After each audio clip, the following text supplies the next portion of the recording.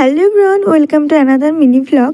আজকে যাচ্ছি একটা বিয়ে বাড়িতে, যেটা আমার কাছে অনেকটাই নতুন একটা অভিজ্ঞতা। বিয়ে বাড়ি আবার নতুন অভিজ্ঞতা, কারণ এটা একটা আমাদের অফিসের স্টাফের বিয়ে, মানে আমাদের কাছের খুব দিদির একটা বিয়ে। তো আমি এই বিয়েটা অ্যাটেন্ড করছিলাম রাত্রিবেলায়, এবং এর আগে কখনো আমি অন্য কোথাও থেকে কোনো স্টাফের বা দিদিদের কারোর বিয়েতে বা অনুষ্ঠানে কোনো অ্যাটেন্ড করতে পারিনি, আমার দূরে বাড়ি হওয়ার কারণে।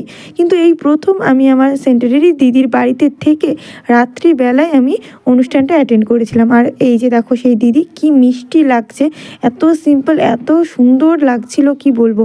তারপরে আমারই জিপি সমস্ত দিদিদের সঙ্গে খুব এনজয় করছিলাম। আমি তাদের মধ্যে ছোট, কিন্তু তারাও, তাদের মন অনেক ছোট। এবার আমরা চলে গেলাম খেতে, সবটা এনজয় করে।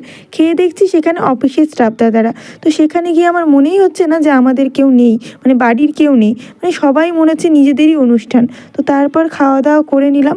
খাওয়া দাওয়া করে সবাই মিলে একসঙ্গে বসে অনেকটা এনজয় করলাম, ফটো তোলা হলো। তারপর বেরিয়ে আসার সময় ভিডিও করলাম, এবং দিদিকে জানাই অনেক অনেক শুভেচ্ছা।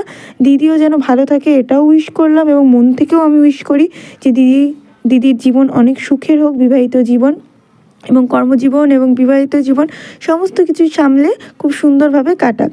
যাই হোক, তারপরে কিন্তু শেষ পাতে পড়ে গেল একদম শো স্টপার মাটন, তারপরে চাটনি, ভাপা সন্দেশ শেষ হলো এই সুন্দরভাবে পরিবেশিত পান এবং আইসক্রিম দিয়ে। তো চলো, আজকের মতো আমি আসি, দেখা হচ্ছে পরবর্তী ভিডিওতে। টাটা।